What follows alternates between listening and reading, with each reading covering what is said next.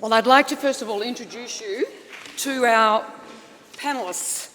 Our interactive today is called Skipping, Standing Still and Hurdling, Creating a Healthy Working Relationship Between Research and Policy.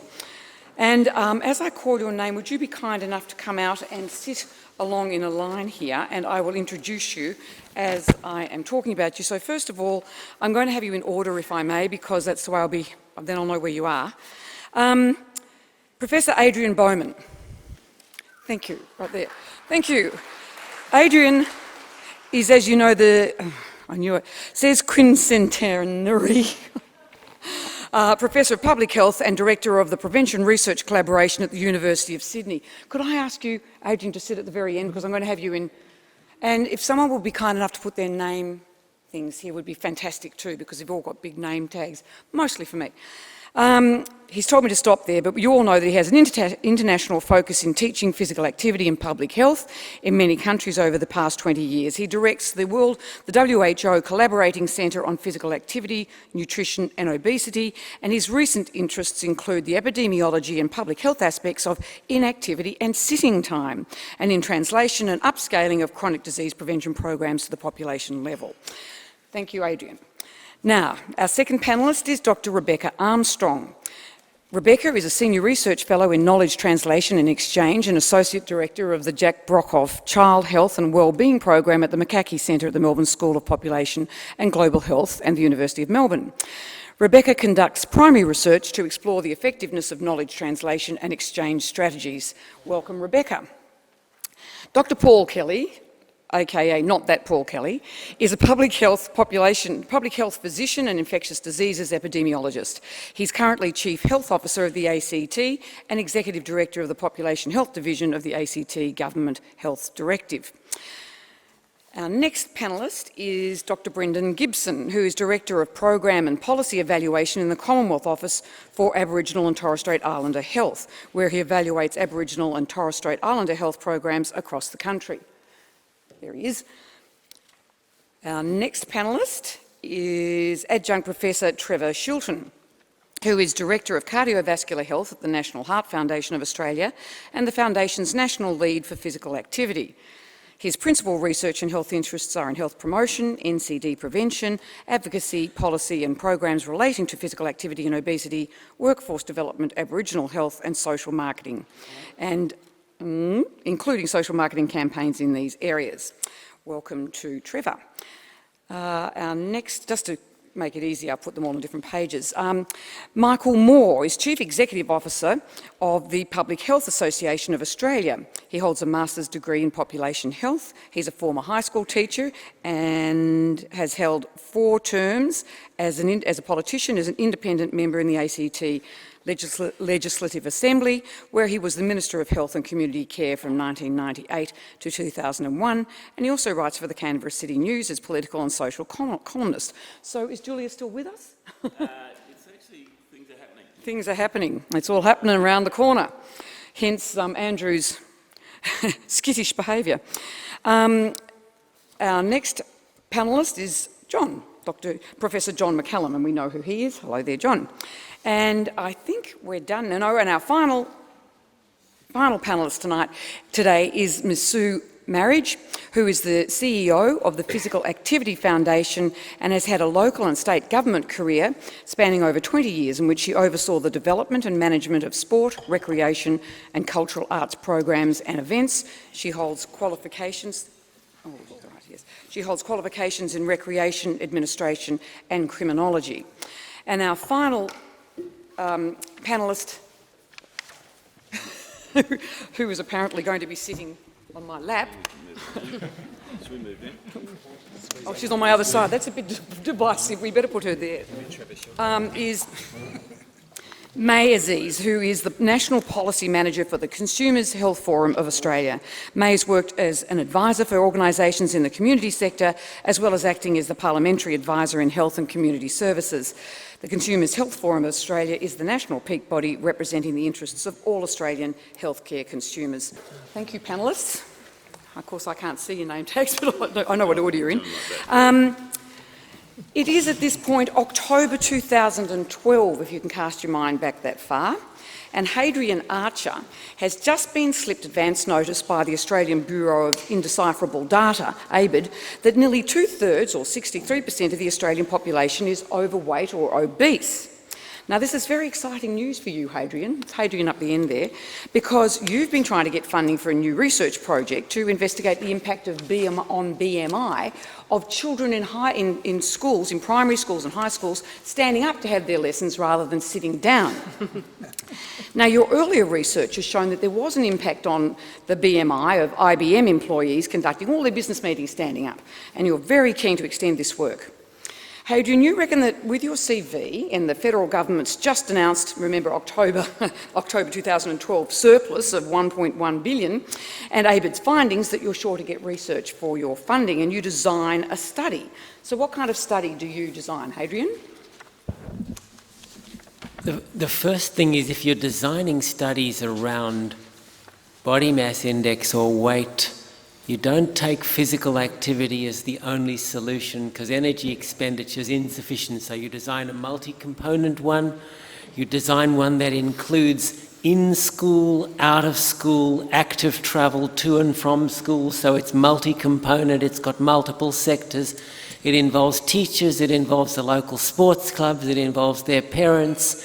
It involves a whole range of agencies. It involves the food supply at school. It involves what kids eat outside of school. And you're not going to make any impact on kids' weight gain or the progression to childhood obesity unless you do all of those things. So firstly, you design a lot of intervention. And then there's a bunch of technical stuff that we do as academics. So you do a cluster randomised controlled trial, and you'd actually have a few design elements, but I won't go into them because that's what gets you the grant. Okay, Hadrian, you've clearly got yourself completely confused with your identical twin, who is Adrian Bowman. You are Hadrian, and you're just going to have kids standing up, and you take that along to the... You take that to John McCallum from the NHMRC and say, will you please fund my marvellous study of the impact on BMIs of children standing up in school? And you, John, say yes immediately because you don't want fat kids, do you, John? Well, it depends on what the cause is, just so I don't create a discriminatory environment for young children. Yes. I suppose we would say yes, of course, but a lot of our work is investigator-driven, so we don't like to back winners because everybody's got a winner, you know, whether it's genes for cancer or, you know, obesity prevention. So I guess we would certainly welcome that sort of application from Hadrian in that category, and it would stand on its own merits really then. Okay. Did it meet the requirements for scientific quality, that in terms of that excellent kind of multi-targeted, multi-method approach that Hadrian was talking about, in terms of innovation and in terms of the ability, if you like, and track record of the people who do the work. And then it would be, you know, if it's brilliant, we would be very confident to get through. All right then. So in fact, Hadrian just coming with his standing up idea, and that was not you, Adrian, it was Hadrian, your brother, your twin brother you don't speak to anymore because he's too simplistic. But you, John, would say yes, with all those other things in there, based on quality, innovation and so on, and the track record of the team, you would think you might give him some seed funding. So Hadrian sets up a marvellous pilot at the Recalcitrant Primary School in Sydney's western suburbs and the Who's Still Standing secondary school at Lodgeville in Canberra, and it works a treat. The children in the standing schools are on average 2 to 4 points down on their BMIs, and the teachers are down 5 on their BMIs, and they're all out on stress leave. Now, the ACT government is going to introduce it into all their schools, aren't they, Dr. Paul Kelly? Well, the epidemiologist in me would also give the same answer as John gave.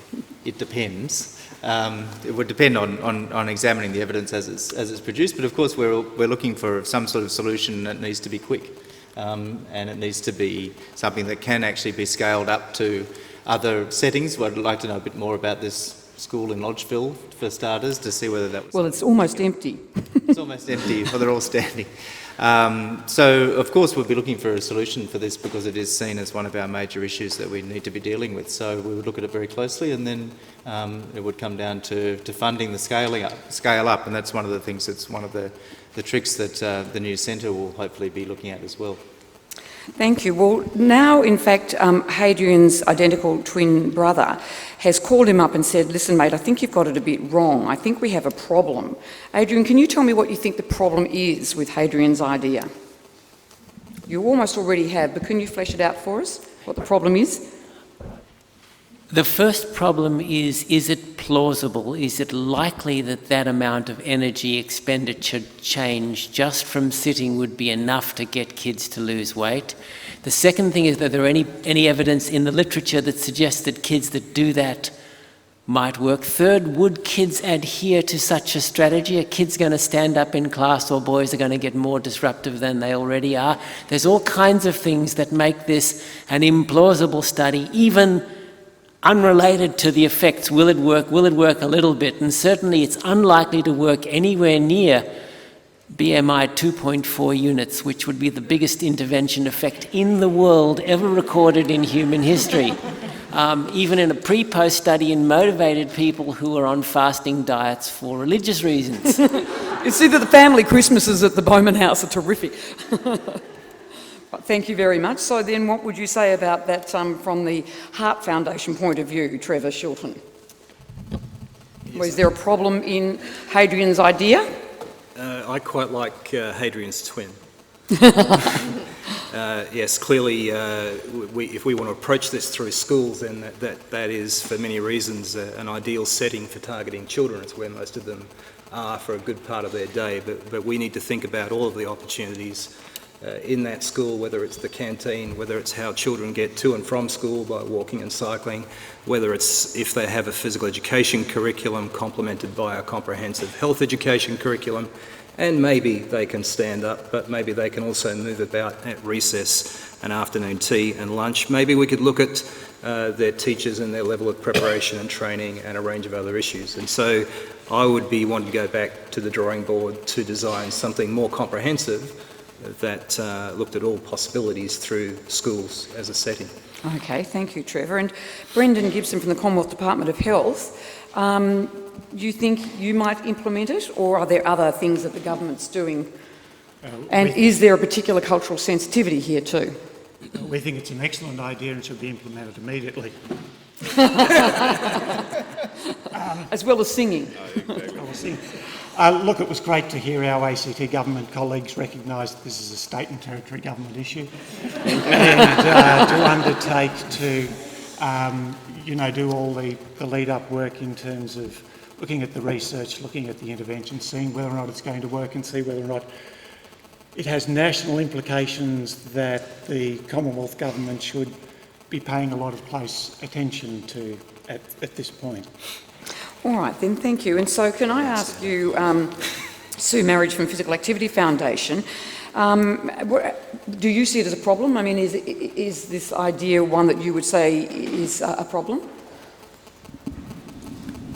Firstly, as a practitioner, I would have a very open mind. I would be excited by the option of exploring in the school environment a different way of approaching it. However, also as that practitioner, I would be very aware of the stakeholders that are involved in that setting. So it would be, how would the teachers cope? How would this interact with other parts of the school curriculum? How would they cope in a practical sense in the environment that they're working in day by day? And so what would be the other impacts that would come off it? But in the first instance, would have a very open mind to exploring it. All right, thank you, Sue. And what about you, May, from the consumer's point of view, or even just the public's point of view? How do you think they'd view this idea and the fact that it's probably going to be turned down at this point? I think we'd support anything that got beyond the kind of segmentation that seems to exist between work and leisure in terms of combating the issue of physical activity. We know when we speak to consumers that they're time scarce, and they also, in their minds, there is a big segmentation between their work life and their leisure time, and that gets in the way of creating kind of healthy work habits. So we would be really enthusiastic about thinking of a new way of tackling this issue in education, and we would be interested in exploring similar options in the workforce as well. So you think that the public might. What about the parents' point of view? Do you think they're going to be happy with their kids standing all day? I think they'd be pleased to see that not viewed as the only ones responsible for their children's health. I think that puts a lot of pressure on parents, and I think there needs to be a recognition that it takes a village to raise a child, and we do have high level of childhood obesity, and sure, that could be a reflection on the job that parents are doing, but perhaps it is a reflection of what happens in education. Perhaps it's a reflection of the environment that children are in outside the home. Okay, thank you very much, May. All right then, so what do we need to devise a response to this problem of childhood obesity then? Rebecca Armstrong. I've been thinking about everyone's responses and basically, you know, this was Adrian's idea. He didn't talk to anyone, presumably. I don't know, he didn't mention that. Certainly didn't talk to his brother, did he? Yeah, that's right. So maybe he needs to go back to the drawing board and think about why he thinks this is a problem, and maybe go back to all of these people plus everyone else out there and maybe present some data and think about what potential solutions there might be to whatever the perceived problem is. Would you, if you were going to go forward with this kind of idea yourself, would you use the results that he appears to have gotten? If not, why not? Yeah, definitely. I mean, research evidence is one part of the solution to any problem, but it's only one part of the problem. We all know that. There's a lot of other things that Adrian needs to consider in implementing this idea. So he needs to think about the values from a parent's perspective, he needs to think about issues from the school's perspective, and he needs to think about the cost, he needs to think about the feasibility of this kind of intervention, and maybe it might just need a few little tweaks to make it more palatable and more applicable and transferable in the real world. Thank you. Adrian, can I ask you, has enough research been done to design national interventions? We just heard from Brendan, I think it was, that the Commonwealth would have to look at this. Two quick questions. Firstly, Hadrian died in 131 AD, but my brother died in about 4 seconds because he hadn't read the literature. And there is, in fact, one study of this in Texas of a 6th grade class. One class stood and one class sat. No effect on weight whatsoever. And they just demonstrated proof of concept that you can get kids standing. That's a good idea in itself, but no effect on weight. And if he'd read the literature, he wouldn't have started this idea in the first place. But Very important point. But in the general area of sedentary behaviour in kids and sitting in adults, data is still at an early stage in terms of epidemiology. We've had 6 decades of physical activity and exercise evidence, 6 decades of tobacco and health evidence. We've had only a few short years of the epidemiological studies, so firstly, we're still not exactly sure of the type of the relationship, whether we want to break up sitting or get kids or adults standing for a prolonged period more per day.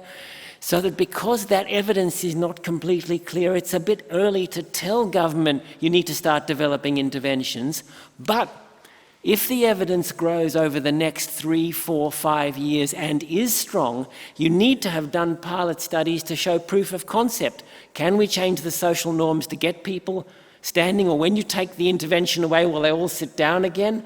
Those kinds of things about sustainability and feasibility. It works in universities where it's been trialled in adults. Would it work in a blue-collar call centre where people might be much less interested in standing up at work? All of those things and their counterparts in kids. Can kids reduce television time? Can they stand in school and still concentrate, pay attention? Need to be done through small feasibility studies, so when the epidemiological evidence grows, then you can tell policymakers these are a range of potential options from our pilots, not a range of definitive trials, just go and implement this. It's too early for that. By the time we get through to that, of course, 85% of Australians will be overweight and obese. But yes, get your point. So, okay, we definitely think that there's a problem and we need to do something about it. So more research is required, I think. But unfortunately for Hadrian, who's magically resurrected himself twice now, it's May 2013 and the $1.1 billion surplus has become a $12.3 billion deficit. So he knows he has to restructure his research plan, but he has to get some funding to be able to do that. So he goes back to you, John, and if he promises to consult with a whole lot of people and be very collaborative, will you fund it? But secondly, will you still have funding schemes to cater for partnering of research and policy? Well, I've had a chat to Liz Waters since my previous comment, and Liz didn't get a couple of the applications she made, and she did get one. So we might reconsider just applying in that open round and think about some other options. In the first call, we're pretty confident that the governments of any colour are going to support NHMRC. But we have a number of other options that people could think about, particularly our partnership projects where you would get together with somebody else just to supplement the funding, but then you would be more focused on a very practical topic, which I think this one is, and it runs a bit of a risk in our kind of free-to-air type applications. So, and, you know, if you're really stuck and can't go any further, you could talk to Andrew Wilson and see if he could do some of the work for you. So there are other options you could think about. That's right. There seem to be some new collaborative partnerships opening up that have got organisations behind them. Yes, May, you wanted to say something? No? Yes? Well, yeah, but... Yes, you did. I think just going back to the point that Michael Moore made a bit earlier when he asked a question about advocacy in the previous session, I think there's a role for advocacy organisations in this discussion about what gets funded and what doesn't, to highlight some of the costs of not just physical inactivity but also poor diet. And there was some research done by the National Centre for Social and Economic Modelling at the University of Canberra last year that looked at what would happen if people from the most disadvantaged Australians had the same health profile as the least disadvantaged Australians, and that included physical activity. It also included diet and a couple of other things. But they found that 500,000 Australians would avoid chronic illness, 170,000 Australians would enter or re-enter the workforce, generating $8 billion in extra earnings. There would be annual savings of $4 billion in state and Commonwealth budgets combined. Those savings come from support payments, and 60,000 fewer people would be admitted to hospital annually. So I think those cost savings speak for themselves. Michael Moore, would you be funding something like that yourself if you were in that position, or what do you reckon? Well, the surplus is no longer a problem, is it? If we listen to the NatSem report, and anyway, the whole focus on surplus is a limitation, and it's one of the things that we're going to need to talk to government about.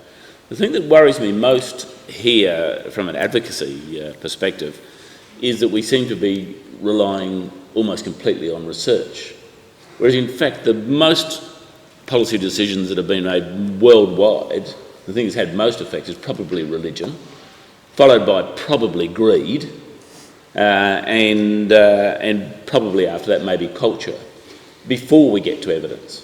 So I think we're actually going to have a little think about how it is that we're going to present this idea to government, and I think that we need to say, if we actually believe it to be a good idea, if there's enough evidence to get us down that path, and we want it to be considered seriously, then I think we need the Standing Schools Coalition that'll be formed by the Public Health Association. Is quite happy to lead it with Consumer Health Forum, and then we'll go across looking at educational support groups. Of course, Heart Foundation and Cancer, we work with them very regularly anyway, and we'll build up a coalition of that type to start influencing government. Right, so we've now got the Standing Schools Coalition, and we're going to set up the whole design of the research so that it will get funded and it will satisfy everyone. Hadrian has actually understood that he has to design his research project so that it not only is reflecting culture and consumers and has advocates, but it will go through to practice and involve some kind of intervention because it has research and collaboration. So, back to you, Adrian. What sorts of people do you want on this collaborative translational research project that's coming from the Standing Schools Coalition? Firstly, you need to consult widely until you've identified all the stakeholders, all the people with some vested interest in the process. You might need to do some qualitative research with different groups who may or may not have a vested, until you've actually obtained all your potential partners. Then you need to actually engage and work with them in the process of developing the intervention or interventions, so that you're actually doing things that meet the needs of a whole range of groups. And then as researchers, we wander behind that, putting the best frameworks we can around that to evaluate it, not the other way around. And not just the researcher leading, driving by science alone. And that's the only way we can get evidence that's meaningful and relevant for practice, is to design research practice-led. Well, then what would you say about that, Rebecca Armstrong? Will this work? Will that work? Or Yes. what would you add to it? Excellent answer. You think that's an excellent answer? What more would you add? I would just add the need to think about some clever ways of working, and we've heard a lot about that today. So things like communities of practice, deliberative dialogues, thinking about implementation factors. So just some models of knowledge translation that will help to aid the communication between all of those stakeholders over the life of the intervention and beyond, so that there's a feedback loop. So who would Hadrian physically then be partnering with? Or would you just go to Andrew and say, Andrew, who should Hadrian be partnering with? Or Well, it's going to depend on his intervention, but essentially it will be governments, it will be individuals, it will be communities, it will be organisations. He needs to think about things from a system perspective, knowing that these schools operate within, as Liz's diagram showed this morning, that children operate within schools, operate within systems, operate within blah, blah, blah. So, Adrian needs to think about all of those partners. Okay, Michael? So the Standing Schools Coalition is feeling a bit frustrated. We've got to get going on this. I mean, while they're sitting there thinking about their 5-year study, kids are getting fatter and fatter. And so we know about the study from Texas, but it was only one study. And so what we want that research to go on. We're happy to participate in it, but we are going to put pressure on government in the meantime. They have to do something. They know what's wrong. They have to at least be doing something. And the truth is that the community will recognise that government's doing something if they actually do a standing schools policy, even if they just trial it with the Lodgeville School. Exactly, the Lodgeville School, because there's not many kids there, so it's not going to disturb too many people. Although perhaps might not be statistically significant. Well, Paul Kelly, you were going to trial it then in the ACT, do you think? Is physical activity your problem? What are you thinking about this? Would you be prepared to, help out the coalition? I mean, the Standing School Coalition. Well, unfortunately, I've just received advice from the Minister's office that they've been contacted by the ASD group, which is a new lobby group from the western suburbs of Sydney, as it's strangely enough, but it's the Australians for School Desks.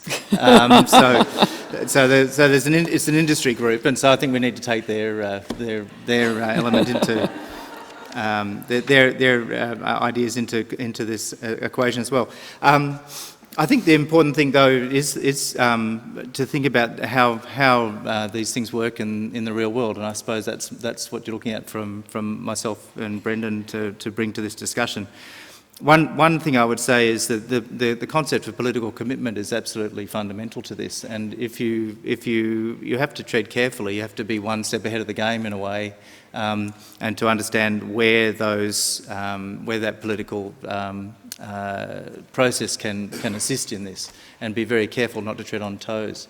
I learned from working in East Timor some years ago with the World Health Organization there. It was a guy who actually came into the chaos of East Timor in 1999 when 70% of the infrastructure had been destroyed. And he locked himself in his room for 2 weeks and came back with a LibreArch file, his A to Z file, And in there was one-page policy briefs on everything he could think of that might happen in East Timor over the next 10 years. And as things developed over the next 10 years, he had those things when someone came into his office and said, "We're from this interest group," to say, well, here's the standing desk policy, and that's how much it costs, and there you go. So I think having that sort of sense of how you move forward and getting ahead of the politics would be an interesting thing. But back to school desks. Although, if I may say, I don't think that Adrian Bowman would be very happy with someone devising a whole set of policies ahead of time and then just handing them out. No, this would have come from Adrian. Of course, he was informed by his collaborative research, yes. Okay, so back to the desks. So back to desks, though. The other practical point is that we're all looking to schools to solve this issue of childhood obesity, and we get a lot of pushback from our colleagues in education, quite reasonably, because they're working on Gonski, they're working on national curriculum. They see those two things as their most important things, and obesity is a health problem. You go and sort it out. So I think that's one of the issues we have to work through. Well, that's very interesting. Sue Marriage, I'd like to ask you, do you think it is too health focused? Who else should be involved? I think what Paul has just said is quite a very evident point that we get with our Active Kids Challenge here in the ACT, which goes into about 70% of the local primary schools. The teachers do realise that they have a fixed agenda and they have to deal with Gonski and literacy and numeracy and where does physical activity fit into that. But the challenge that we have is getting it across that interface into the family environment. And now they're pushing in that direction and saying, how can you, with something like this, explore. It's not just standing up in the schoolroom. There are certain implications and issues that they would have to deal with other learning experiences there. So it would be a challenge in the school environment for them to sit down with us and say, we don't want it just to happen in the school environment. They would want to look at how it goes into the family and how the messages go home and how we can interact with the family at the same time. Thank you. So, May, you wanted to say something? Yeah, I actually wanted to disagree a bit with something that that Paul said, where he said, you know, in terms of engaging with the political process and trying not to step on any toes. Our Chief Executive Officer would have been here today, except she's on a reference group for a diabetes trial that's going on in a couple of Medicare locals, and that was born out of a recommendation from the National Health and Hospitals Reform Commission a few years ago to apply the concept of the medical home to people with chronic illnesses, chronic diseases, and basically take a holistic sort of preventative approach to their care. And that had really high quality evidence behind it, but it just wasn't in the interest of a whole lot of people to see it go ahead. And so what we're left with now, and I had a conversation with someone from ANFA about this actually out there, and we had a bit of a disagreement. I think we have the evidence for a lot of these interventions, and it's actually a matter of fighting for them, and it's not just letting CHF do the advocacy or letting the Public Health Association or whoever else do the advocacy. The researchers behind the standing Schools Coalition actually need to not just collect the evidence and not just translate the evidence, but actually fight for the evidence. And they need to be prepared to do that, and they need to be prepared to step on a few toes, because there will be people who don't like it. Well, I've got to say this is about the position that Hadrian's in. He's more or less tearing out his hair because he doesn't really know. He's hearing different things from different people. On the one hand, he shouldn't be looking at schools at all. On the other, he should be going with his evidence. Who's going to convince him that it's worth going forward? Which of you? Okay, great. Thank you, Trevor.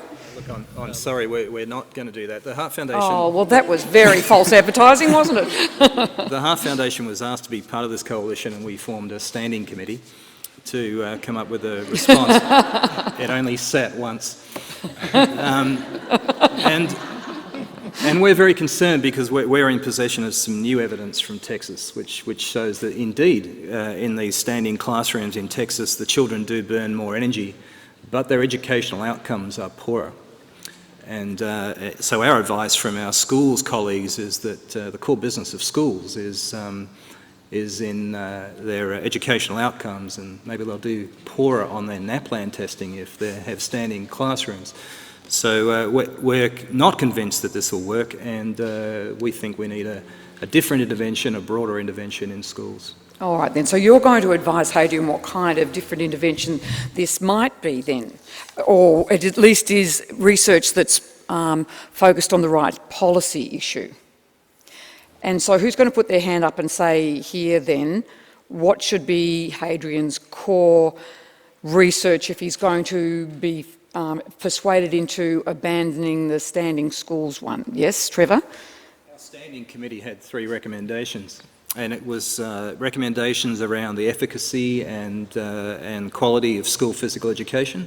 It was programs that promote more walking and cycling to school, and it was interventions that got children more active during their breaks, morning and afternoon recess and lunch. All right then, so it's only a small change. Paul Kelly, what issues do you face at this point? How will you communicate this to the researchers, to Hadrian and his friends, these recommendations from the Standing Committee?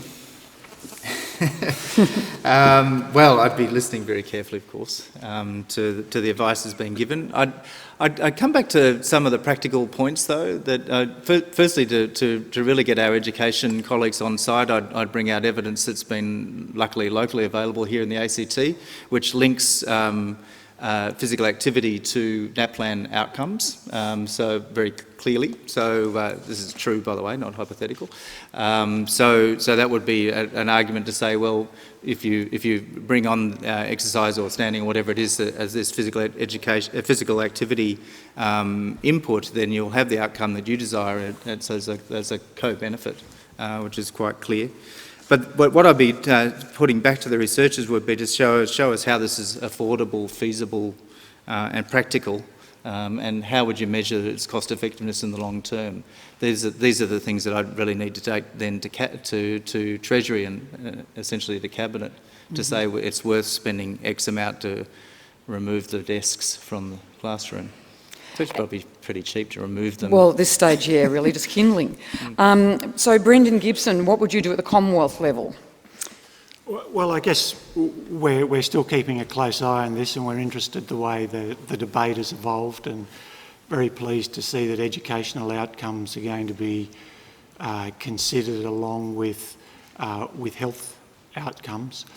I guess, just a little bit quietly, I suppose it's a bit difficult at the moment with our resources to be able to pay a lot of attention to this in the department. We'd kind of like to be giving it a bit more attention.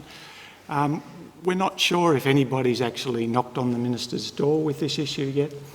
We're not sure if, she's got small children, they're at primary schools, there are things of great interest to her here. So we talk a lot in our place about the authorising environment we need in order to be able to put time and energy into policy development and into working with our state and territory colleagues, because trying to line up 9 jurisdictions on any issue is a big ask, and it does take a lot of resources. So if there's some way that the authorising environment that we're in can become more congenial to making this a priority, then there's probably more room for us to be thinking about this. Before we go to Michael, who I know is dying to talk, and then back to Adrian, I wanted to change hats to your Aboriginal and Torres Strait Islander public health hat now. And would you have specific considerations about this plan and its relevance to the group whose health you're overseeing at a public health level? One of the things we'd be looking for in any synthesis of the research, any proposal to go forward, is how well it has been able to deal with the diversity of Australia's population and the diversity of the settings in which Australian children live. We would be interested to know whether or not there'd been any involvement of Aboriginal and Torres Strait Islander people in either the design of the research, participation in the research, communication of the research, discussion of, whether or not this kind of even rates compared with a footy-based intervention or a music-based intervention that was about kids and physical activity. Thank you.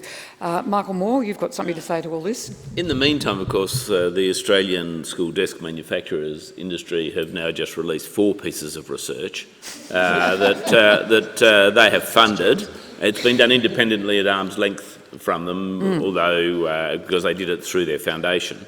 And that research showed that actually kids are much, much better off sitting at the desk. Not only do they get better educational outcomes, but if you put a screen on the desk as well, which they happen to also manufacture, there will be additional benefits from an educational perspective, and absolutely no difference to weight at all. And here's the challenge, because the minister our coalition will challenge that results and say that it's not arm's length, but we'll be there on the minister, knocking at the minister's door, and pointing out that that's inadequate research.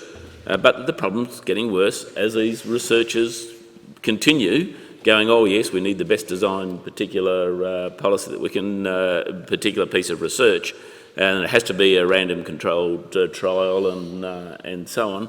And we'll be saying kids are getting fatter. I'm going to ask John McCallum in a minute to make a ruling on what he's going to actually fund, but I want to first hear from Adrian, who's had a bit of a reconciliation with Hadrian. This is... and our consumer and non-health sector and our consumers. This is very similar to where Michael Moore was coming from, because chaos starts to reign. Not only the Australian desk manufacturers releasing their own research, the Standing Desk Association is in competition with Upstanding for Australia, who are fighting with a radical group called No Sit. This has attracted parents' interest, the media's up in arms, the media's getting agitated, policymakers are getting more confused. Meantime, the epidemiologists have released a piece of work that says, well, maybe the evidence is not so clear whether not standing is good, so they're on the side of the Australian desk manufacturers. So Hadrian at this point decides no research is possible because the controls are doing better than the intervention classes because they're getting all this information from the media. So Hadrian wanders back to Trevor to start to talk about active travel in schools and active breaks and active recess, and I think he's given up on sitting research because it isn't going to be testable in the real world. All right, then before we get Trevor's response on that, is there anything to be added from the consumers and from the non-health industry? Well, I think consumers are obviously incredibly confused by all of these developments. They have absolutely no idea whether or not standing is actually good for their kids. And then you've got the desk manufacturers promoting this idea of a voluntary code of conduct. Where you can stand. Schools can encourage standing if they want to, but it's not compulsory.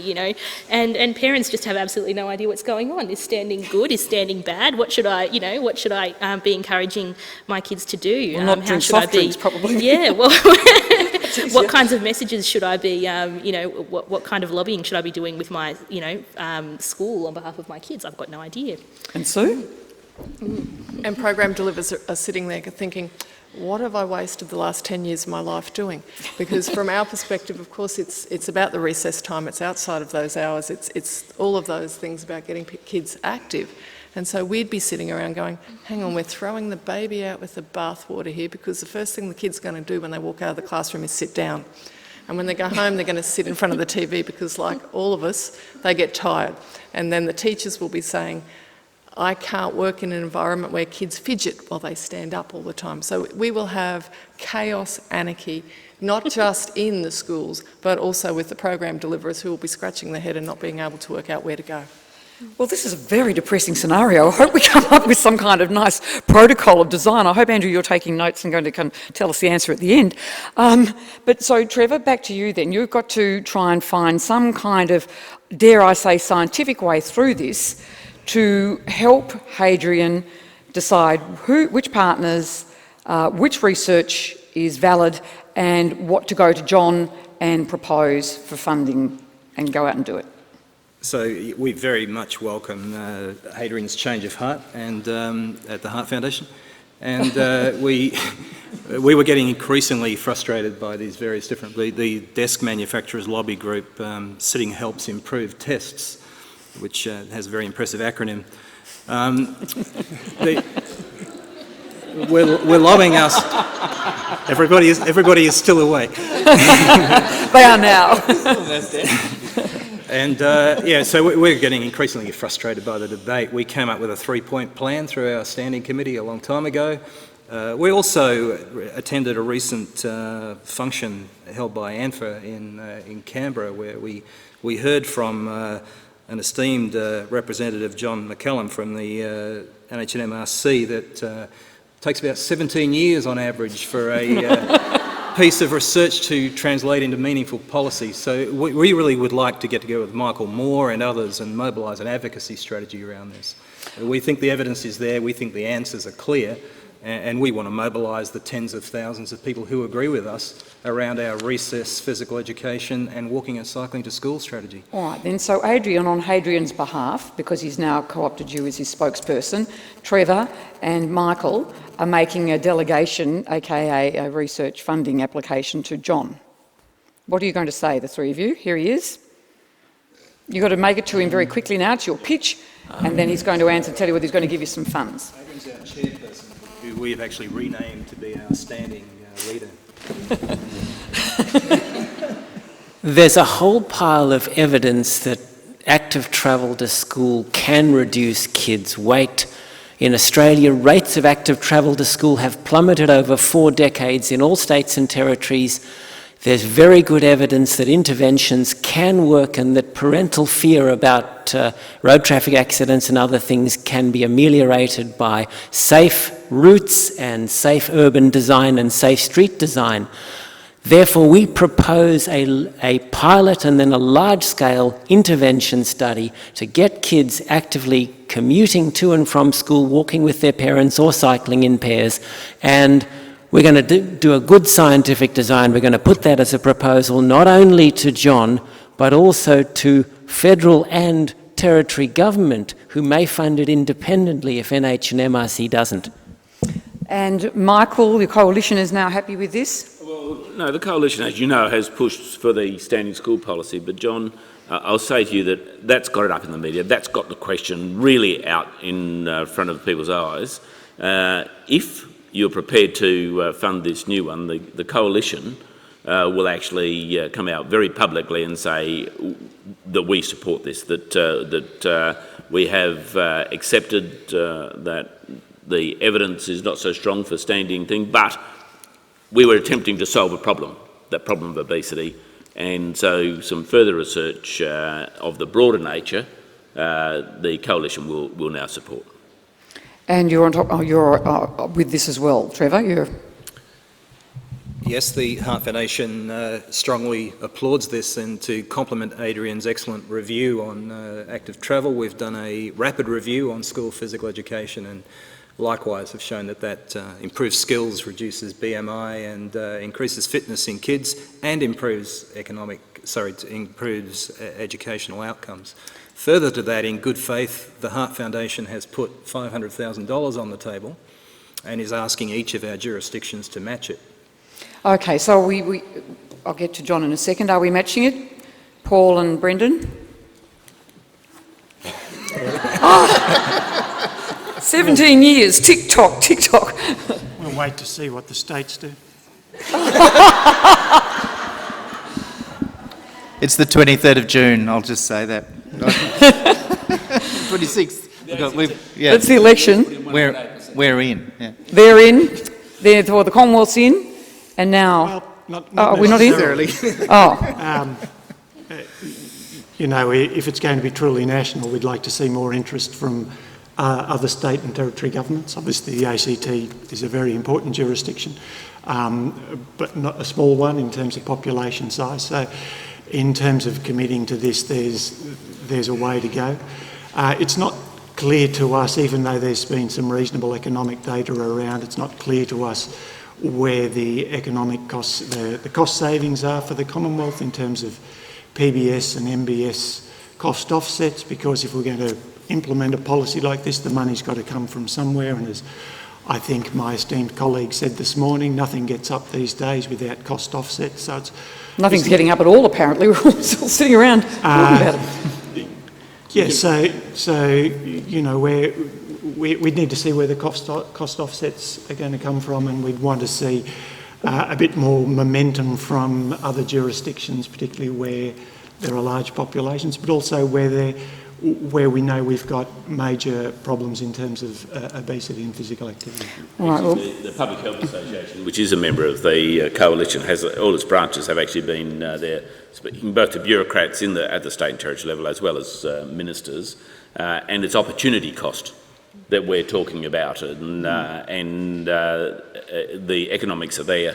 It's very clear. It's in our policies. We've got it set out for you, and in fact, we know that that the other big jurisdiction, the Northern Territory, has managed to convince Tasmania and New South Wales that they should go with it as well. So we're expecting the Commonwealth to come on shortly. You'll be the last ones on, and you look like a laughingstock. I may want to make something very quickly before we went to John. Just very quickly, CHF's contribution to all of this, we'll offer to resend Brendan the NatSem data because you must have missed it. We'll just... What are you offering to do? Resend the NatSem data on the $4 billion of savings. Get a response to the Senate committee report that looked at it. Oh, well, John, you're not going to be approached at all, but because Trevor wants to say something else. Oh, just to point out that in parallel with all of this discussion, the Public Health Association and the Heart Foundation's advocacy strategy is really getting traction, and in relation to populations with states with big populations, this is getting terrific traction in the Sydney Morning Herald and the Age. It's very clear that communities and parents want this. All right then, so John, this is what you have in front of you. This is the pitch or the funding application. What's going to be NHMRC's response to this? We were hoping we wouldn't get asked to comment. We can just watch this go by. But no, 17 years. We're going to cut it down. Our reputation is really important to maintain that quality and high level of activity that's undertaken by the NHMRC. However, we've been under attack recently for lack of relevance. And we're looking around at what other things might be relevant. This looked like one that was a possible. And we had representations through our minister from the Danish embassy with the Queen involved saying that the Danes make the most wonderful standing up desk furniture that we could be importing. So we were lent on a bit to take an interest in this. So did I had a chat to the research committee and they were pretty dubious really, but we impressed on the politics and the importance of this. They said, well, it's not big enough to be an Andrew Wilson kind of centre, and we don't know the people that well, including Hadrian. So perhaps we should think about it as a partnership project. So it's not really big enough for a partnership centre like Andrews, and it's not really a centre of excellence. And it's really, really encouraging for us that the federal and states and territories will be putting some money in. So I've called in the boys and we've had a chat, and I said that's the way you should go. All right then, so it's going to be a specific project that's got lots of partners, you're all putting in bits of money, but it's not so big.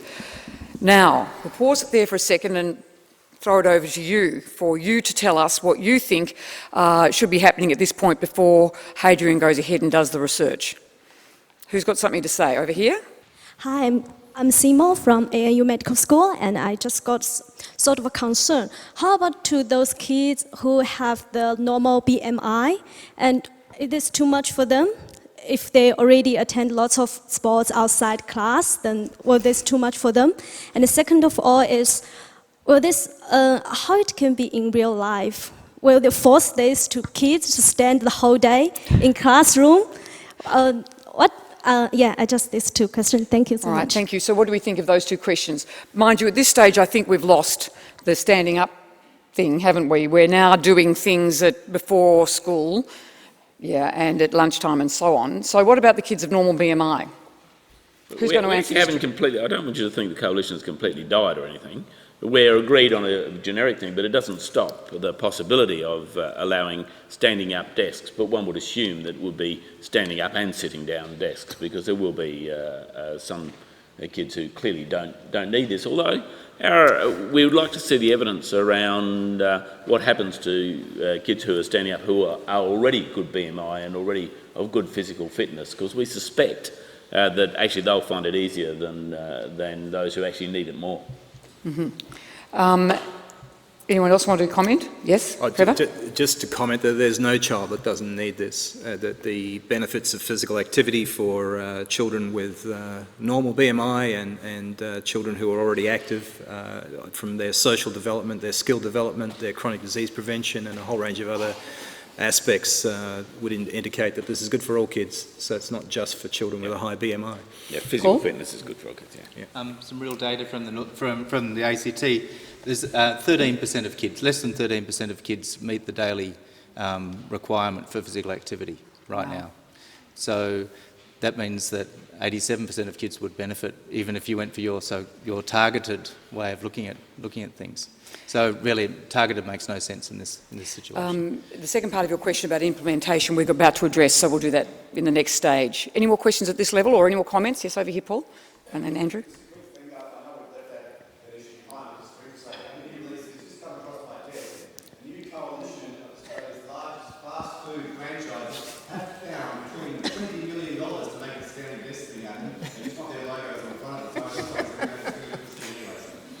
Well, there we go. Are we going to accept that? But do they have to be red and yellow? Oh, they have to have all those. This is the only thing they've done. Normally they're competitive, but on this one, they think it's fantastic. I mean, they want all the folks to be on physical activity. All they want, that's the sort of money you can get out of government, but they just want their logo. So, Trevor, are you the lead investigator now, or is it Adrian's brother, Hadrian? I think it's still Hadrian. But yeah, we've heard about that at the Heart Foundation. We have heard that they are red and yellow desks and they have a clown insignia on the side of them. We're greatly concerned about that, and we're certainly putting forward a strong argument that we should keep McDonald's. Is that who you said? Quick service restaurants. We should keep that industry well away from our schools. And the other funding partners, John? Well, we've heard this in the news and we're getting very, very concerned about this. It certainly wouldn't cut through our conflict of interest process, so I've rung them up and put a bit of a flea in their ear and said, have a look at this because it's not going to get through conflicts of interest. Okay, there we go. Andrew, what would you like to add?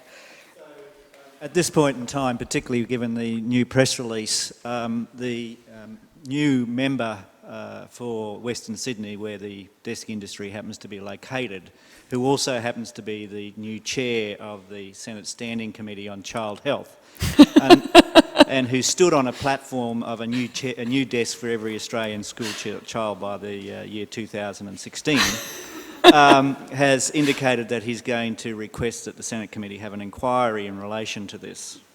The government, of course, immediately sees this as a problem for them and announces the Bomsky review of physical activity and educational outcomes will commence very rapidly. Oh, fine. That's right. So more and more stalling. Nonetheless, though, the NHMRC and these governments at this stage had already signed off on the funding. So would anyone else like to add anything before? Yes, there are another couple of comments here. A question about the family environment, the home environment, and given that the settings approach to health and wellbeing includes the home setting, especially with health promoting schools, how does the policy address the home setting, where the children go home to for the other hours of the day? Anyone like to comment on that? Did you all hear? We jointly went to the NHMRC was broad. We'd moved away from the standing desk despite the member for the western suburbs of Sydney. And we would expect that the study actually looks at what it is that influences physical activity, what are the full range of things, and that's exactly why we think we can sell it to the NHMRC, so that we get a decent, solid ethical study that will be able to stand up against the quick service restaurant studies. Right. And here in front? Yeah, this is a study that's going to be, the trial site is going to be the ACT. Has anyone looked into the feasibility of children walking to school in the ACT? Hadrian, how could you have not done so? You're now going to consult with May, are you? You consult with the bus companies, with parents, with a whole range of people who might be able to tell you, can kids walk in the ACT? Some schools might be quite close to where people live, some distances might be huge, so it'll vary in different regions within the ACT, but you need to find that out, and consultation's the only way you can do that. May? Oh, sorry. Oh.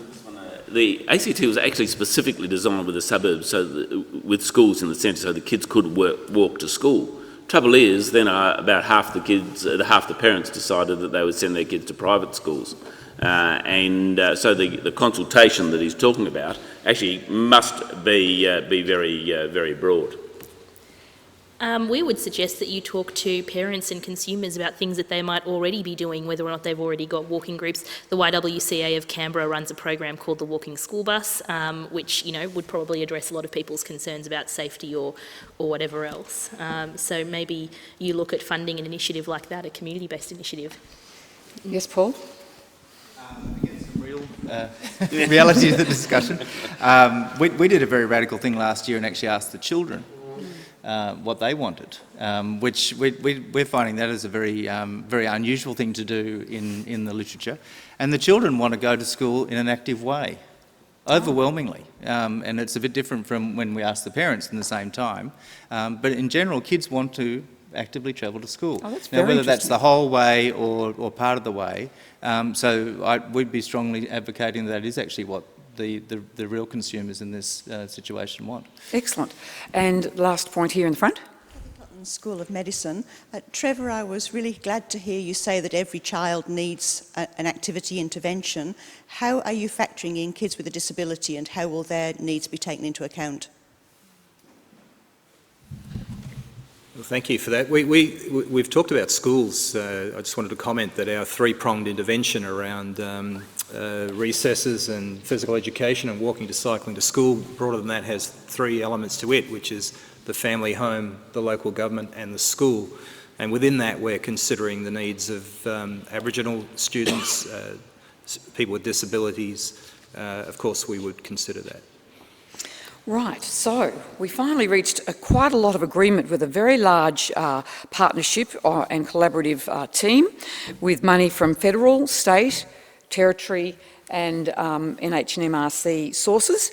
And the Heart Foundation, yes, which was a major player, and not from any fast food outlets at all, who are still trying to support the standing member for Western Suburbs of Sydney.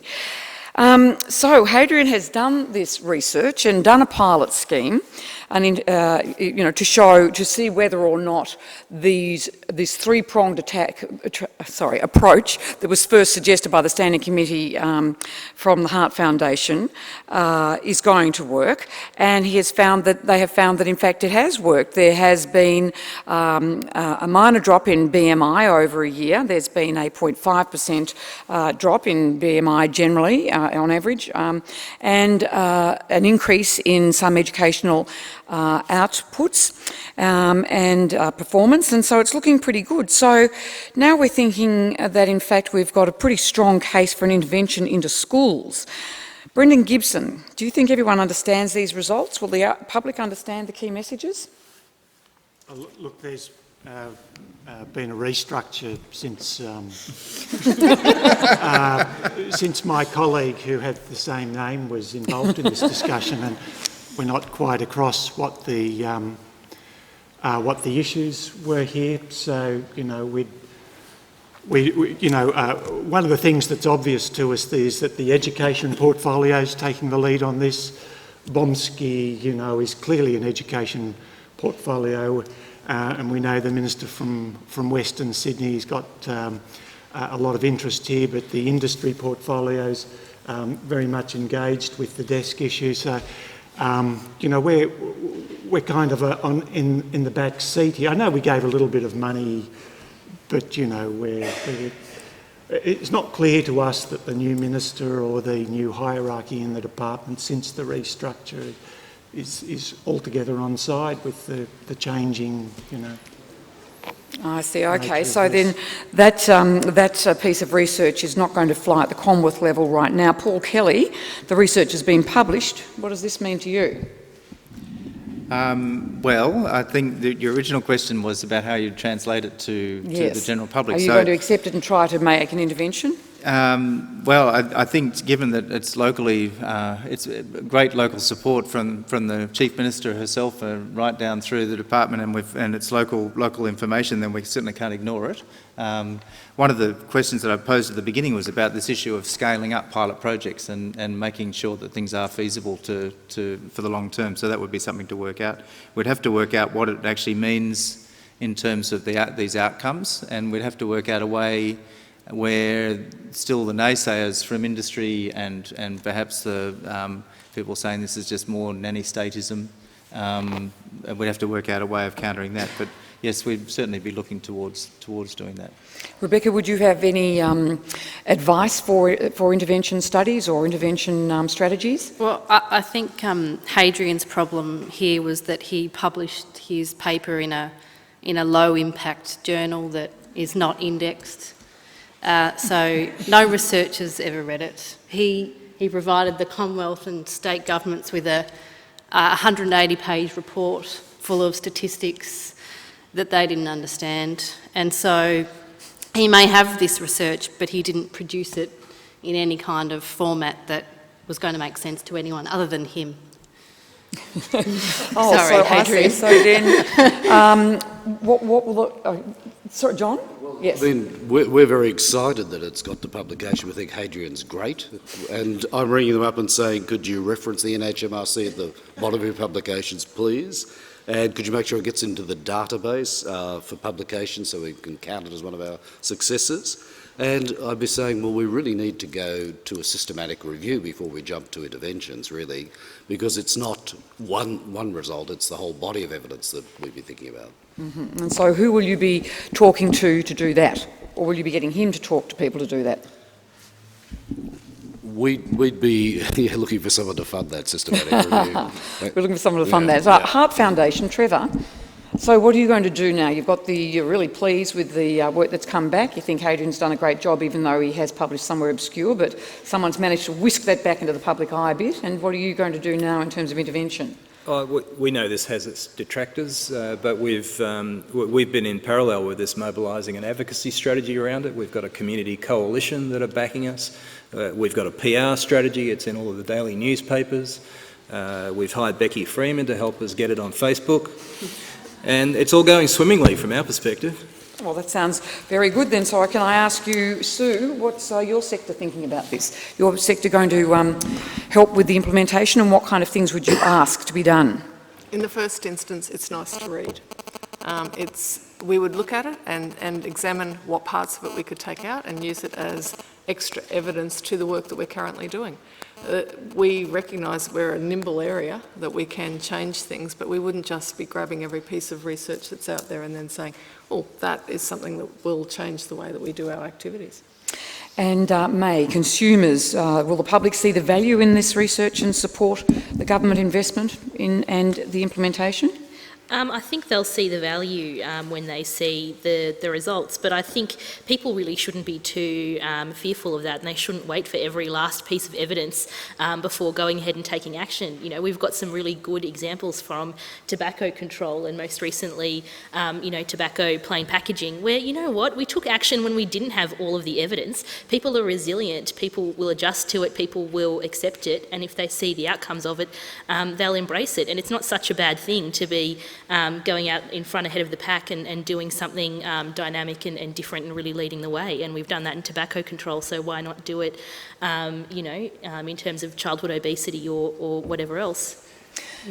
Michael? Well, speaking of tobacco control, we do have a little problem, and that is that the minister from the Western Suburbs and the industry has gone to the Trans-Pacific Partnership Agreement and recognise that, and there'll be a challenge as to whether or not this program can be put into place. And it reminds me of someone I would like to quote, which is later an appeal judge in New South Wales Supreme Court, but before that, Court of Appeal.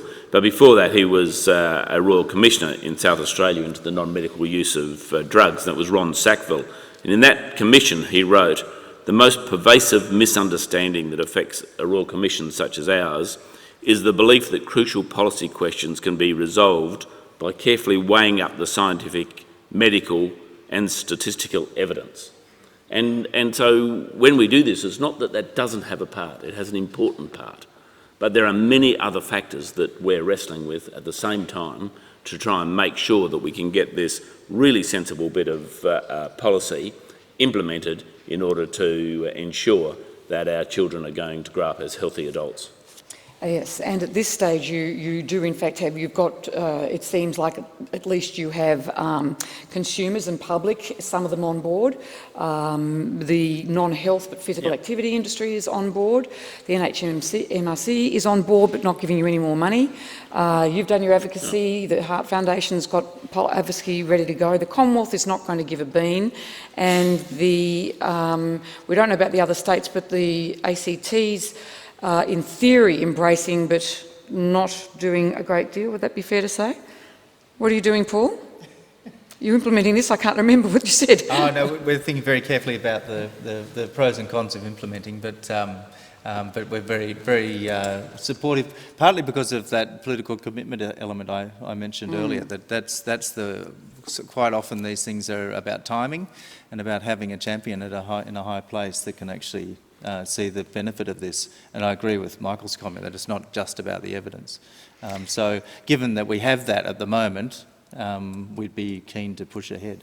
Okay, so we're in a sort of quasi-statement. Now we've got some more discussion from the floor here, yes?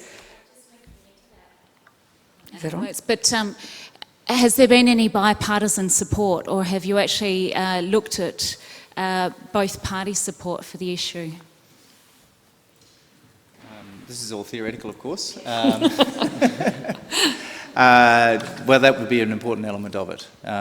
We've found, so a lot of the work we're currently doing, this is true now in relation to whole of government work in obesity in the ACT, is based very much on a model that was created in Queensland when Andrew was up there, and which has all fallen down after a change of government. So there is an advantage for being very closely aligned with the current leader of the government, but there is a disadvantage for long-term, for sustainability of these sort of things if you do that. So bipartisan support would be definitely the preferable one. Exactly why we wanted to use the committee, why we were pleased when it went through the standing committee and we got recommendations from the standing committee, because that gave it, to a certain extent, bipartisan. It wasn't, it's just the backbench members, of course, and they don't take the government position, but it is an influential thing that some of the members of the parties, from both parties, agree that this is a good solution. Can I ask those of you who are practitioners in the room or have experience in this area, what kind of advice you would be giving at this stage to Hadrian and his team in terms of trying to get this to intervention? We'll keep that for the latter part then, when it won't be quite so specific a question. All right. So, we've got to the stage now when we haven't got money for this last step, and we've got bipartisan support, but we have opposition support. We're not quite sure about government support, and we're not sure either in terms of implementing some kind of intervention, and we're not sure about the money. So where is Hadrian going to go, Adrian? Poor old Hadrian, who was my quarter brother, or maybe my eighth brother, was not a good academic. He showed poor academic practice both in publishing in a low-impact journal and then not publicising his results, writing them up in a systematic way so that people could understand them, communities and policymakers could understand them.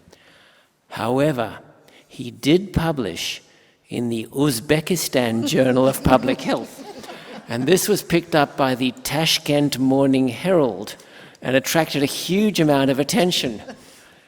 Hadrian then disappeared to Tashkent for a while, where he has an esteemed professorship of public health and is receiving a large amount of oil-funded research money from the Chechen Research Institute, the neighbouring province, and has a sit-stand desk with thousands and thousands of Russian-speaking children, all sit-standing and all completely obliging with 100% compliance, as is the custom, and is having an outstanding but very little heard of research career in recent months.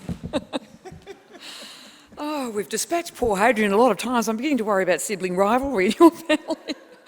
Okay, so He gets a lot of that money because social media has picked up the work he's doing, and so all the Americans are now thinking, oh, well, we can do something with this. So all of a sudden the philanthropic foundations over in America are putting research money into this, and they're happy to have an intervention in America, and they're going to have an intervention here, and they're going to pay for it. So they drag Hadrian back from Uzbekistan. He introduces it here in Australia because the money is there to do so, and there has been a coup in the Australian, no, not yet, there hasn't. Anyway, there's been perhaps another change of heart, and so he gets the work in and things are going swimmingly, and he's made Australian of the Year, which he receives standing up, and Prime Minister Gillard wants to introduce now, because he thinks it's such a good idea, standing members of Parliament. They'll no longer be sitting members, as someone had mentioned before. But then, well, presuming things are, September 14th arrives, the federal election that changes governments, and the national standing schools and or as it's now the standing coalition, has been subsumed into the walking, playing at lunchtime and sometimes standing coalition. And it's not, in fact, a core promise of the new Ablett government. Now, but it's not a complete disaster because for researchers and policymakers and end users and social researchers, because you're all now armed with your excellent experience of how to go forward with the best possible model of translational research. And this is just as well because one of the first core promises that the new Prime Minister Ablett makes is one of introducing Ironman programs for all Australian men, women and children and through schools. So, in the last 20 minutes, around about 20 minutes that we have, just over 20 minutes, I would like to ask you, panel, one at a time, what are you going to do this time? What have you learnt from this exercise? It's taken us actually probably much more than the few months to September to get to this point. Probably we'll say it's taken 17 years. What are you going to do now to introduce the Ironman program for men, women and children in Australia? Adrian? What's your research, policy, practice, dialogue?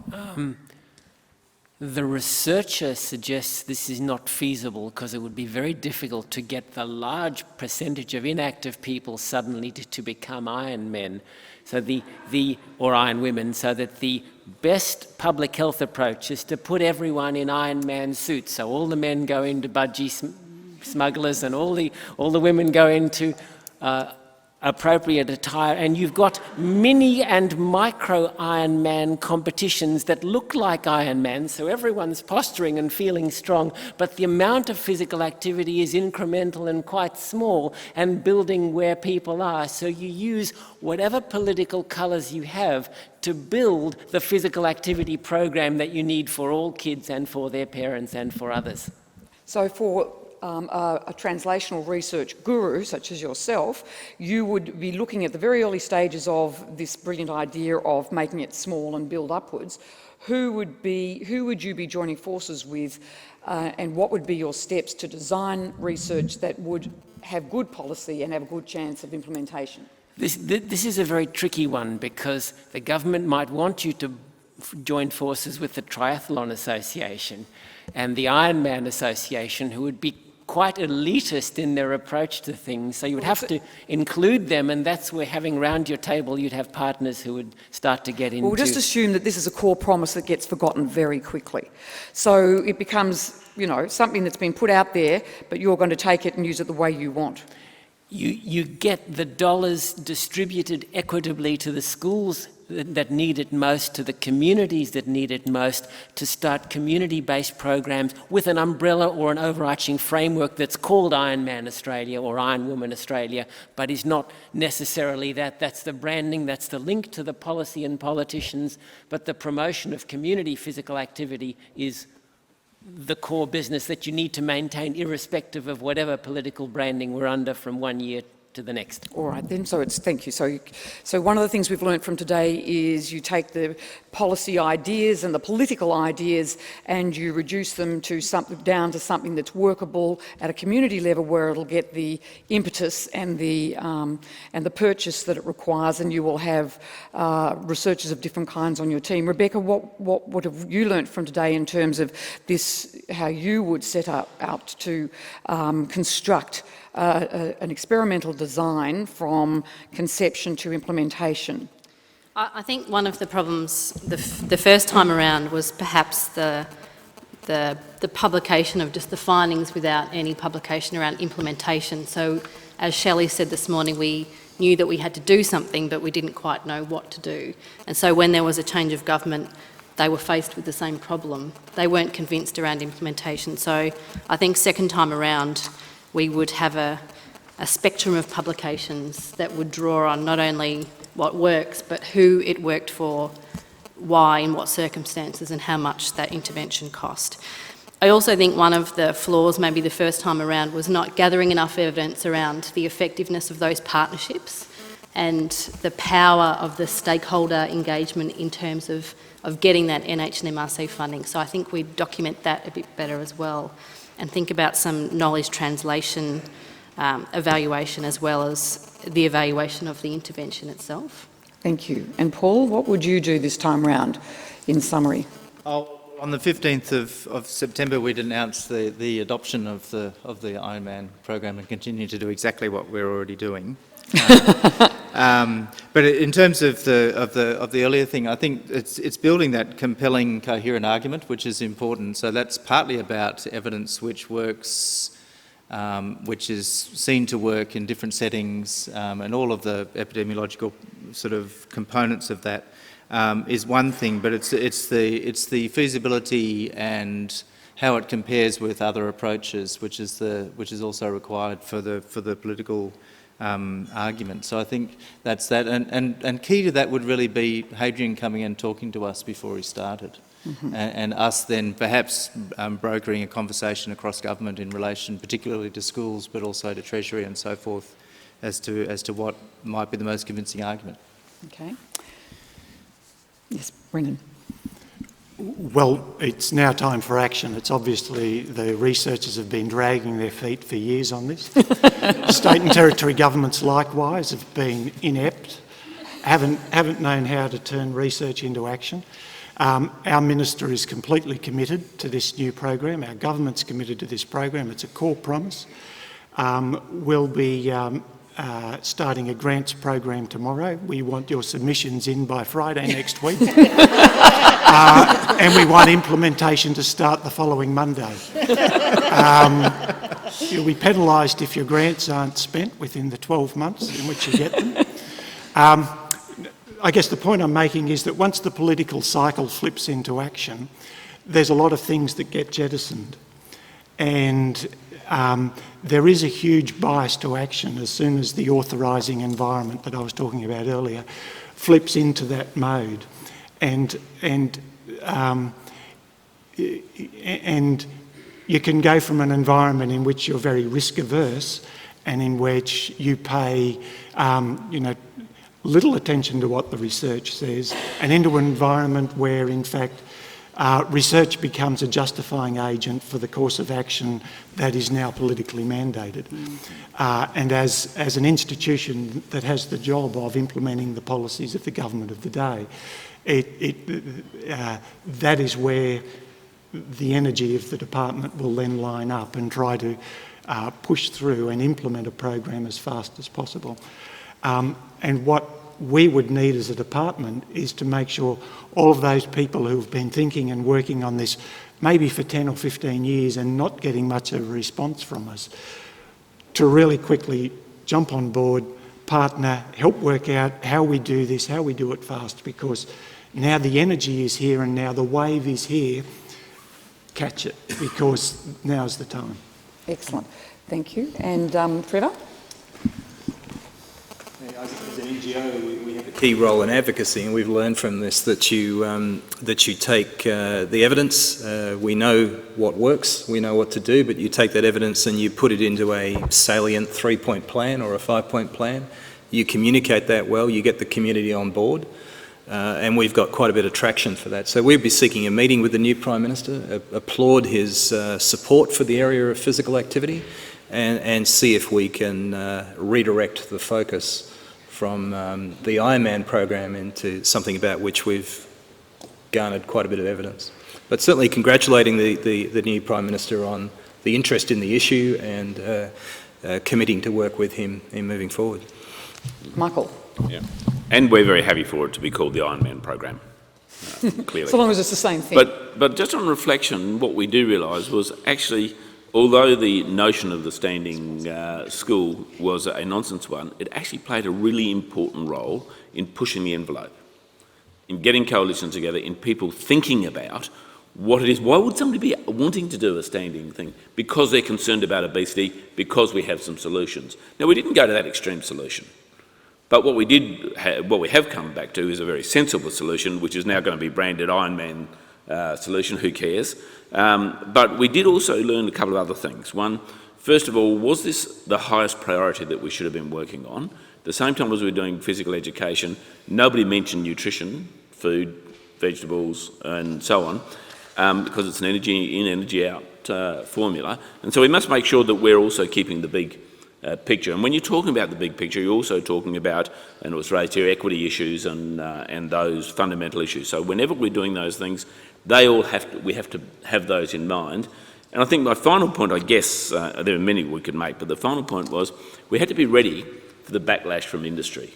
We knew that they were going to react, and having already got underway with appropriate research, knowing that they're likely to come up with research that suits them, and some of it will actually be really good research. It often is, but it's research that they use selectively.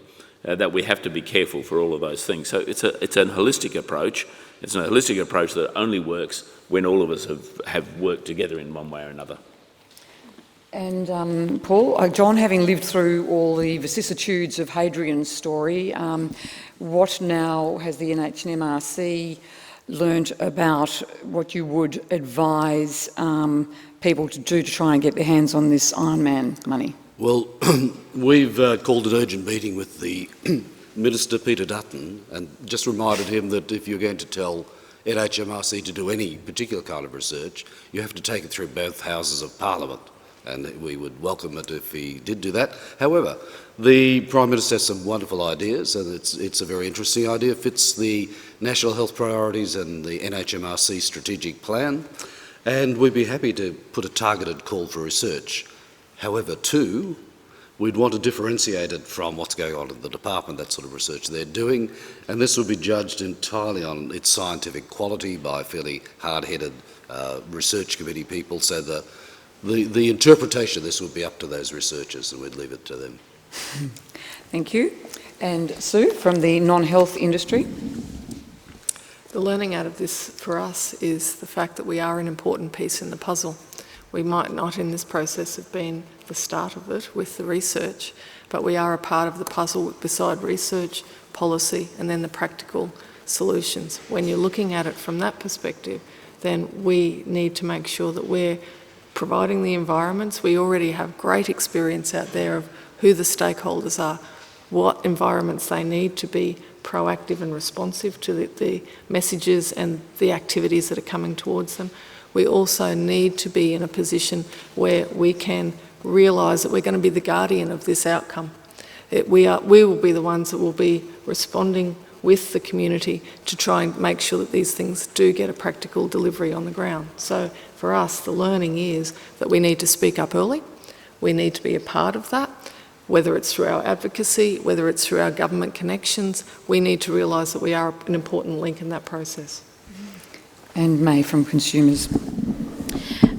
Well, we've learned a couple of things. I think firstly from this experience, perhaps all of this research is published in formats that aren't really accessible to policymakers, and maybe there need to be some incentives for publishing in non-peer reviewed formats that are accessible to policymakers, to practitioners, and also to the public, because the consumers were really confused by all of the mixed messages about whether standing up in schools was actually, good or bad. And maybe there are also also need to be some incentives around the way research is funded to encourage partnering with the community, because research can change with engagement, and research can also be shaped by engagement, and there are some big funding barriers to really involving consumers as partners in that research. And it turns out the YWCA has a walking school bus, and there are all these great little community initiatives that are going on that people didn't find out about until afterwards. I think the other thing we probably learned is that we're working under the assumption that we can win this debate with a really good argument, and perhaps that's not how decisions get made. Because I think that the fast food industry and the desk manufacturers and all these other people, perhaps, you know, they're probably not relying on really solid arguments, they're relying on other things. So how are they, you know, what are they doing that's so effective? How did they gain so much influence, and how can we tap into it? It's probably a bit about investing in the relationships, because, you know, while we were off collecting evidence and infighting, and is this little bit of evidence here or is it not, or, you know, what's the best approach, how do we do it? They were out there presenting a united voice and investing in their relationships and tapping into the connections that they had. So maybe we need to build those connections as well. And from the consumer perspective, we need to involve ourselves, because you know what, you know, Trevor and Michael went off and formed their coalition and we weren't invited, and and you know, all of this research happened without us, and you know, clearly if we're not invited, we just need to involve ourselves. Thank you very much. Well, now I want to ask all of you what you've learned in the course of this hour and a bit about the process and what you'd like to contribute to it. So I really would like you to, and I know we haven't answered the second of your question specifically, and we will get to that. So I would really like some, you know, what's the thing that's standing out to you as a glaring hole in this process, or something you'd like to add to it? This seems to me, this discussion started very much at the level of the technical process of getting from science and, you know, doing the translation and then applying, and to quickly run into the political realities, you know. And one thing I just, you know, and I think that it covers a great deal of the territory quite realistically, and but there are some topics, and I'm not sure how much they come in ANFA's sphere, where essentially there's a block, essentially. I mean, think of illicit drugs. Australia 21 tried to bring the political process along somewhere where the research has gone in that area, and I think has essentially given up on it, because Australians, whether at the political level or at the public level, are just not buying. You know, so you end up in a situation where the research is pointing in directions which the society's just not willing to go along with. And at that point, the translational stuff and so forth, I don't think really, you know, I mean, I think there may be some topics for which the translational model and paradigm we've been hearing today isn't really going to work. It's really researchers at some point are outside the gates and shaking the gates. What do you think, panel? I think that's a really interesting point. Some things are just going to die, you know. Picked on one that, as you know, I'm very interested in and have been for over 20 years. I'm also of the view that whilst those things die at any particular time, there becomes a crisis point. Something happens. You know, it was Bob Hawke finding in the illicit drugs when we had the last time when we adopted harm minimisation, was when Bob Hawke found his daughter had been using heroin. And so there was there's a catalyst for that kind of change.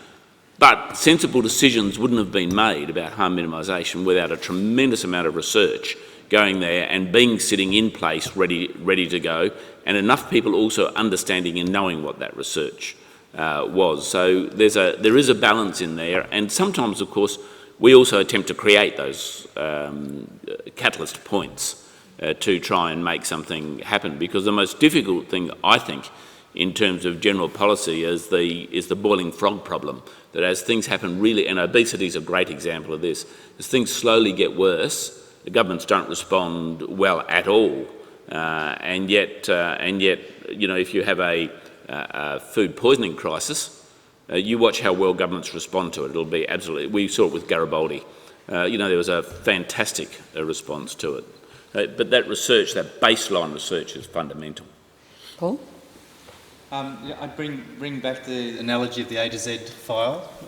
So having something A for anthrax and Z for zoonosis, as that East Timor was, it didn't seem particularly useful at the time, but in time it did become so. So I agree with Michael on that point. And again, the problem with obesity is that it's hard to think of a crisis that will actually make it come front and centre into the political debate. Compared with some of these other things. So I'm in agreement with Michael. Thank you. Yep. I'd like to pick up on several points actually. One that Michael made about, well, what about nutrition? What about this broader environment? In fact, looking at standing in schools is just like looking at a finger in the system of the body. And so I think that a big challenge for this group is actually knowing what's happening in the other spheres and for the policymakers in saying, well, what is the nature of this problem and which parts need to come together for this. I also want to, so I'd like to ask Brendan, in terms that this is a multifactorial problem, what are the things that might need to happen in government to make sure that the health across the department and also across other departments, there might be some response?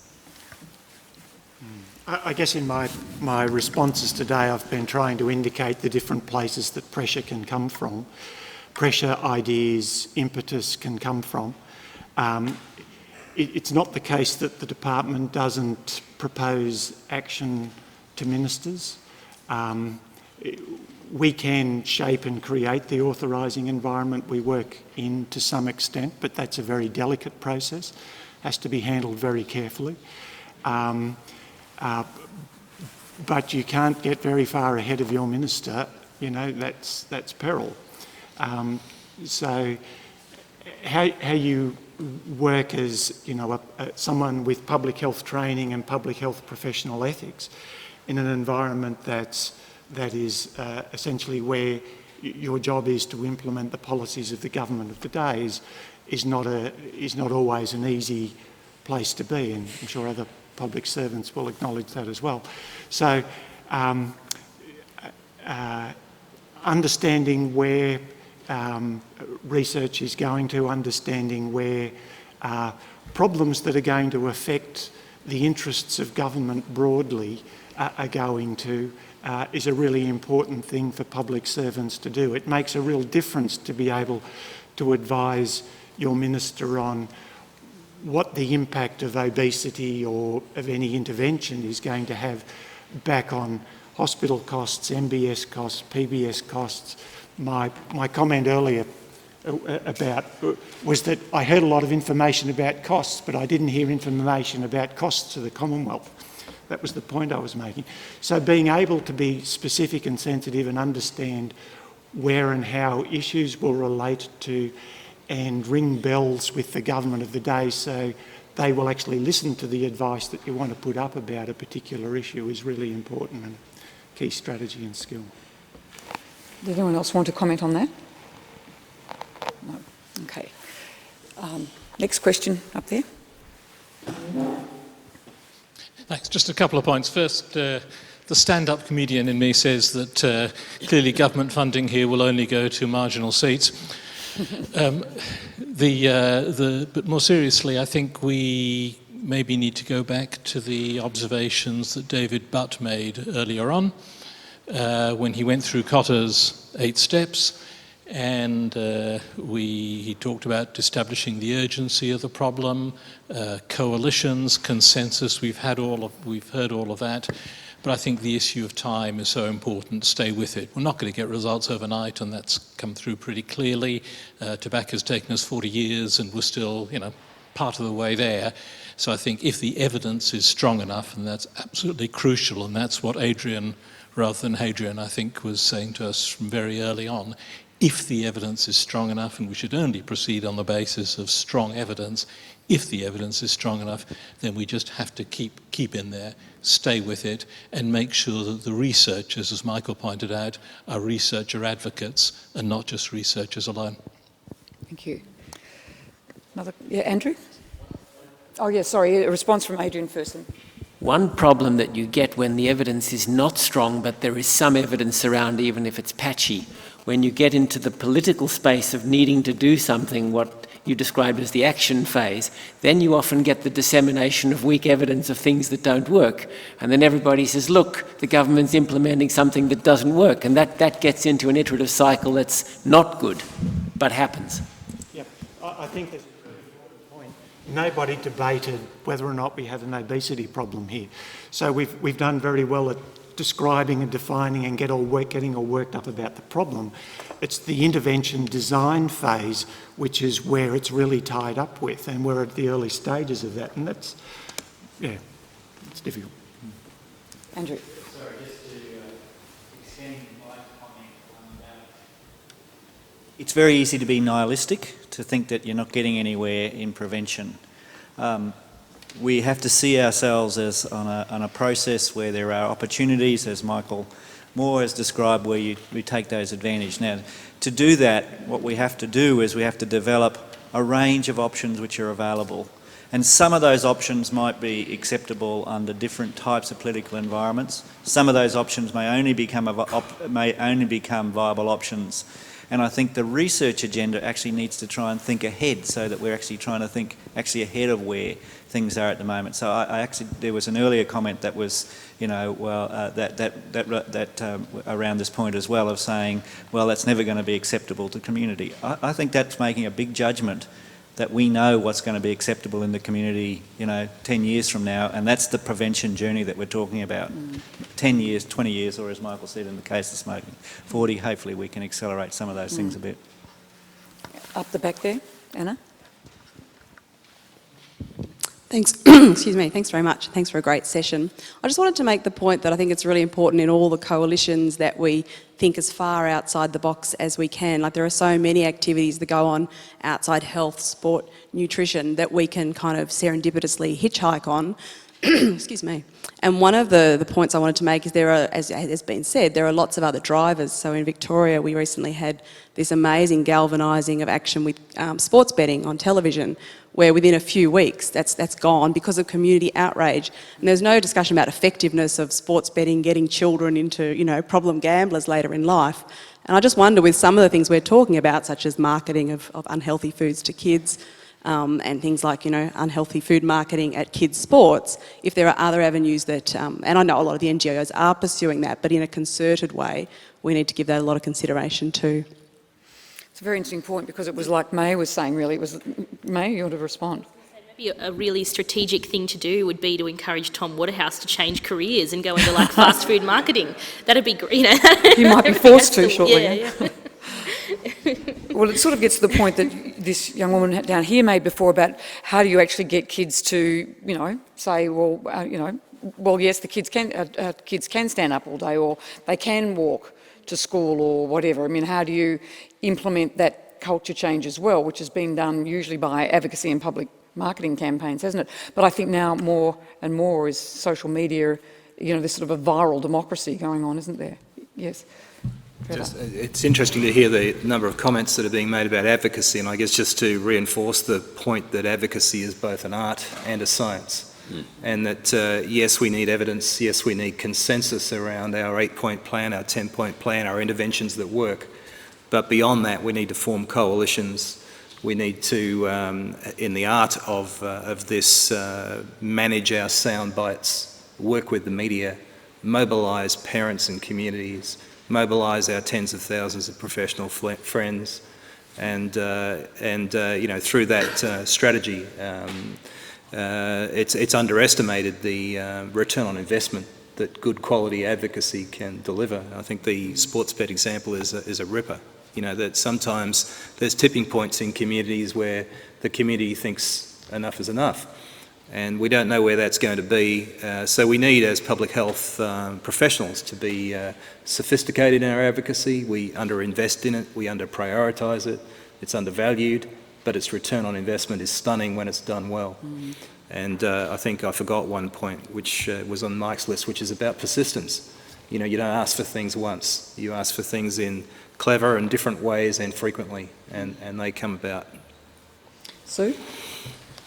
One of the things I think we've got to consider is that, going back to the sports betting example, was that it was an emotional reaction, and it was an emotional reaction around children seeing sports betting on TV. It wasn't about sports betting in general, it was about that experience of the child watching sport and seeing sports betting. We've got an opportunity here with childhood obesity that we can still do that emotional tie as well. And that's what we do, a lot of us as practitioners, in engaging the parents and saying that you are the guardians of that child. I just want to leave one parting point from our side, which has been in a lot of discussions I've been in recently, was that we are facing a baby boom right now. We have 300,000 babies born this year. That is higher than the baby boomer generation of 1947 by about 130,000 children. Now, for those of us that are in the practical world of working at school-based intervention, that means in 5 years' time I have those children as part of my world, and I'm responsible for trying to deliver something to them. I take the point that as researchers we also have to explore that we need to be further advanced, thinking about the future of the community. Bring us back to that jigsaw puzzle and say, as practitioners, that's exactly what we're doing. So maybe we should be engaging and having that discussion about the practicalities of the world and what it's going to look like in 10 years, and then start at the end. What do we want to get as the end? Then try and work out how that research can actually help us deliver it. Thank you. Can I just comment on the Yes. sports betting? It did seem like it happened all very quickly, but in fact, Nick Xenophon has been working on that for a decade and a half, and as Andrew Wilkie for less time, but with a lot of enthusiasm and a tremendous amount of research that has been done and established around the impact of betting, particularly in equity terms. And so it fell on fertile ground. Yes. Yeah, and the other part about the advocacy, as Trevor was talking about, so it's that background science, but the building up over a long time of relationships is actually what a lot of the art of advocacy is about. And I think many times I see people talking about advocacy and they just leave that out. But it's actually the fundamental. Andrew? Sports betting, I think, is a really good example of be careful about what lens we look at it from. Yeah. Because we look at it in a particular way, and we see, this impact on children. One of the leading advertiser in this country said to me, actually, what it was about was the worst advertising campaign that's ever been done. Here's this little prat who had every characteristic that Australians hate, being interrupting their football. That if you were going to run an advertising campaign, this is exactly the way you wouldn't do it. Yeah. So we see it through one set of lens. Somebody else looks at it and sees it another different set of lens, and we've got to be really clever to make sure that when we think about our public health messages that we look at what the different lenses are. Yeah, good point. Last point up there, it doesn't have to be last point, we can stay, we've still got we've got only a few minutes. Just one very quick sort of, I don't want to sound flat on sports betting, but after all the furore on sports betting, what's going to happen is that free-to-air TV is going to adopt some minimal changes that will get rid of just some tiny aspects of the on-air spruiking of live odds. Nothing else. Nothing else will change. We'll still get all the Tom Waterhouse stuff. And if any of you haven't seen the Tom Waterhouse trams in Melbourne, you should have a look. We'll still see all the huge promotion through Foxtel and all of that. Nothing else will change. So that's another theme out of advocacy too, and staying with it, which is beware the soft solution that doesn't actually get you anything, because that's what's at the moment going to happen with sports betting. And people are going to say, that's great, we've got to win, and we'll all sit back and it'll all continue. And Andrew's right, all our television viewing will still be ruined and our kids will still be exposed to it. So I think really important that we don't go for soft solutions and accept them as victory. Well, it actually brings in what, in fact, everyone has talked about today, which is actually new in terms of certainly the coverage, as a journalist and as an academic, that we usually see was everyone's been talking about evaluation of outcomes, quantification of outcomes, which has sort of tightens the circle, doesn't it? I mean, how would you respond to the comment that was just made? Adrian? there's got to be some initial evidence generation using the best possible designs. We call those efficacy studies. But the NH and MRC governments, the Partnership Centre, all of these are moving towards understanding that and understanding the next stage of effectiveness studies, the next stage of working with researchers is the only way we're actually going to take programs that can make a population-wide difference. Otherwise, we're just going to be doing small research and policymakers over there, and it's the parallel universes approach. And this integrative thinking is represented by the way ANFA views the world. It's represented by the way a lot of the funding is now starting to flow, and that's different, and that we need to recognise that difference, not give up on the randomised trials of efficacy studies, but build on them and know when we're doing it. 1 minute. Paul. I can talk really quickly. I just wanted to get the panel's take on something that really did occur back in 2004 that a lot of people have forgotten about, which was when Mark Latham took a plan to ban junk food advertising to the electorate. And it was a really interesting example of research and advocacy and policy converging, and kind of a bad outcome for everybody, because at the time the people that I'd spoken to in my role was so, what appeared to me, doctrinaire in their view that we've got to stay on message with the Nutrition and Physical Activity Survey program because we're looking at 1995 baseline data and so forth, that nothing really happened. And those people who stuck their neck out with Latham and provided that advice felt kind of betrayed because, you know, he was seen as, like, he was never going to win, we know that, and he was seen as being far less risk averse, certainly, than his successors and so on. But there was that agenda actually went backwards for that entire side of politics, because a very doctrinaire group who certainly provide the advice for people like me who aren't scientific but just political, left them hanging there. So I just wonder if people are aware that even occurred, and would something like that occur now, because there was a research position that,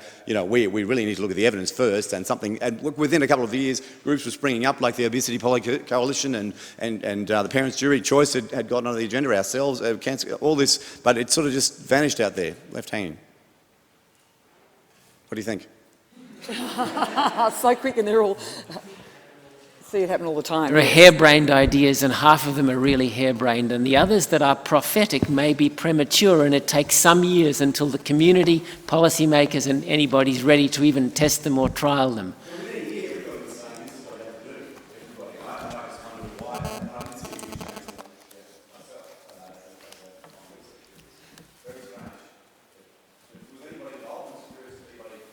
Maybe we can, because we're going to run out of time, I think we're going to have to talk about that after, if that's okay. I don't want to sort of wind you up, but we do have to go because there's cabs and stuff too. No, but fascinating. Look, I just want to, at this stage, before I hand over to Lisa Studdert to close, I'm not sure whether it's Louise Sylvan or Lisa Studdert who's going to close today's symposium, but I just wanted to thank you. It's the most wonderful panel. Thank you for jumping in hook, line and sinker. It was fantastic fun, and we learned an enormous amount. Thank you, Adrian Bowman, Rebecca Armstrong, Paul Kelly, Brendan Gibson, Trevor Shelton, Michael Moore, John McDermott. Oh, see, you took your thing away.